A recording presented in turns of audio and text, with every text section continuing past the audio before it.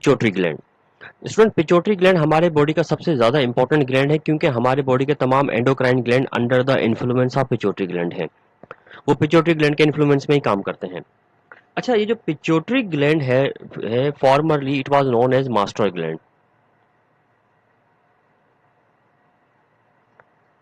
Formerly known as master gland. ठीक है, यानी पहले इसको मास्टर ग्लैंड कहा जाता था। अच्छा, अब ये जो मास्टर ग्लैंड इसको कहा जाता था, ये क्यों कहते थे? क्योंकि तमाम के तमाम ग्लैंड्स को कंट्रोल करता है, इसलिए मास्टर था। लेकिन अब ये मास्टर ग्लैंड नहीं कहलाता, क्योंकि जब से ये मालूम हुआ कि पिट्यूटरी ग्लैंड ऑटोनोमस नहीं होता, बल्कि खुद under the control of hypothalamus होता है, इसलिए अब ये मास्टर ग्लैंड नहीं कहलाता। ठीक है। अच्छा, pituitary gland is also called hypophysis. इसको हाइपोफाइसिस भी कहा जाता है, जिसका नाम होता है लाइंग अंडर। ठीक है, हाइपोफाइसिस का नाम मीनिंग होती है लाइंग अंडर, यानी किसी चीज के नीचे होना। तो चूंकि ये हाइपोथैलेमस के नीचे होता है, इसलिए इसको हाइपोफाइसिस लाइंग अंडर भी कहा जाता है। ठीक है। अच्छा, ये मिसाल के तौर पे ये जो ग्लैंड होता है, ये किस तरीके से सिचुएटेड होता है कि फर्ज करें कि ये है आपका हाइपोथैलेमस, ये एक हाइपोथैलेमस का रीजन है आपका। ठीक है, और इस हाइपोथैलेमस के रीजन से एक स्ट्रक्चर डेवलप करती है यूं करके ऐसे। This structure is called stock, और इस स्टॉक के टर्मिनल एंड पर एक पी साइज का एक ग्लैंड अटैच होता है। दैट ग्लैंड इज कॉल्ड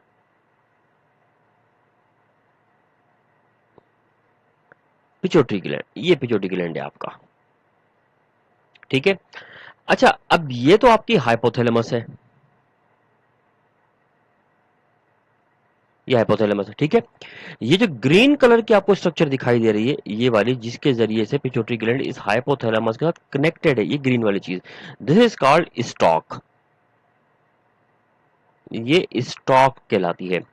और इस स्टॉक में क्या चीजें पाई जाती हैं? इस स्टॉक के अंदर होती हैं, इसको यहां पर लिख देते हैं, ब्लड वेसल्स, जो कि हार्मोन्स को ऊपर से लेकर आती है नीचे, ब्लड वेसल्स एंड नर्व्स होती हैं। नर्व्स या नर्व एंडिंग कह लें, वो होती हैं इसके अंदर। ठीक है, तो इस स्टॉक में ब्लड वेसल्स और नर्व्स होती हैं। और इसके बाद आता है आपका नीचे ये जो मौजूद है पिट्यूटरी ग्लैंड।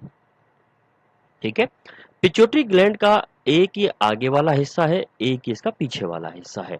ठीक है, पिट्यूटरी ग्लैंड का ये जो आगे वाला हिस्सा है, ये कहलाता है एंटीरियर पिट्यूटरी लोब या anterior pituitary gland. Anterior pituitary lobe कह लो या ग्लैंड कह लो, एक ही बात है। ठीक है, ये ग्लैंड है। जबकि पीछे वाला जो हिस्सा है, this is called posterior pituitary gland या लोब कह लो। ठीक है, एंटीरियर पिट्यूटरी ग्लैंड जो है, इसका एक नाम और भी होता है, और वो नाम है एडिनो हाइपोफाइसिस, भी इसी को ही हम कहते हैं, also called adeno hypophysis. Adeno hypophysis भी कहते हैं, जबकि इसे हम न्यूरो हाइपोफाइसिस कहते हैं। Neuro hypophysis posterior pituitary gland को हम कहते हैं। ठीक है, जैसे ये पोस्टीरियर पिट्यूटरी ग्लैंड यहाँ पर दिखाया गया है, ये सर डायरेक्शन इसकी थोड़ी सी उल्टी हो गई है। अच्छा, अब यहाँ पर देखें कि ये जो आपके पास ग्लैंड है, इसमें जो एडिनो हाइपोफाइसिस है, ये एडिनो हाइपोफाइसिस ग्लैंडुलर नेचर का होता है। ठीक है, ये ग्लैंडुलर है, ये ग्लैंडुलर होता है ये वाला पार्ट, जबकि ये वाला पार्ट फाइब्रस नेचर का होता है। अब पोस्टीरियर पिट्यूटरी ग्लैंड जो कि फाइब्रस नेचर का होता है, मतलब ये ग्लैंडुलर नेचर का नहीं होता, इसलिए इसके अपने कोई भी हार्मोन्स नहीं होते।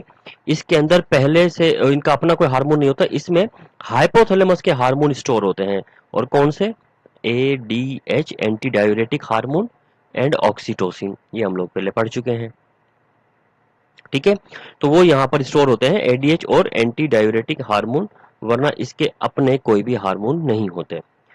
जबकि आपके पास जो एडिनो हाइपोफाइसिस है, इस एडिनो हाइपोफाइसिस के अपने हार्मोन होते हैं, ग्लैंडुलर नेचर का होता है, तो ये अपने हार्मोन सीक्रेट करता है।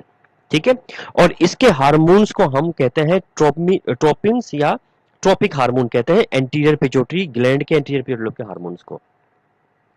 अभी ट्रोपिक या हार्मोन या ट्रोपिन हार्मोन हम किसे कहते हैं, ये भी हम डिस्कस कर चुके हैं।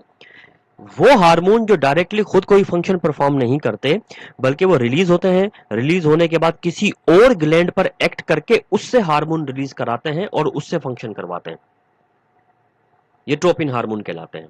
ठीक है, एंटीरियर पिट्यूटरी ग्लैंड से एक रेंज ऑफ ट्रोपिन हार्मोन या ट्रोपिक हार्मोन रिलीज होती है, काफी बड़ी। और वो जो रेंज है उसमें कौन कौन से हार्मोन है और कौन कौन से उनके टारगेट होते हैं, वो हम इस डायग्राम में देख सकते हैं। इस डायग्राम से समझने की थोड़ी सी कोशिश करते हैं कि इसमें क्या क्या चीजें मौजूद हैं हमारे लिए। ठीक है, जैसे मिसाल के तौर पे एंटीरियर पिट्यूटरी ग्लैंड से जो हार्मोन रिलीज होता है, जैसे एड्रीनोकोर्टिकोट्रॉफिक हार्मोन, पहला हार्मोन जो आपका है PACTH। ठीक है, ये वैसे डिटेल्स हम वैसे भी पढ़ने वाले हैं, इतना ज्यादा इसकी यहाँ पर डिटेल की जरूरत नहीं पड़ेगी। ये वाला हार्मोन जो आपका है, तो ये आपका पहला हार्मोन है, और ये आपके कहाँ पर अटैक करेगा, एड्रिनल ग्लैंड पर अटैक करेगा, वो भी कॉर्टेक्स रीजन में, ये हम पढ़ने वाले हैं आगे। उसके बाद जो दूसरा हार्मोन है, ग्रोथ हार्मोन, आप देख रहे हैं कि ये भी रिलीज हो रहा है। तीसरा FSH है। ठीक है, फिर LH है आपके पास, चौथा हार्मोन LH हो गया। ठीक, पांचवा हार्मोन आपके पास TH, थायराइड स्टिमुलेटिंग हार्मोन हो गया ये। इसके बाद छठा हार्मोन जो है आपके पास प्रोलेक्टिन हो गया, मिल्क प्रोड्यूसिंग हार्मोन है।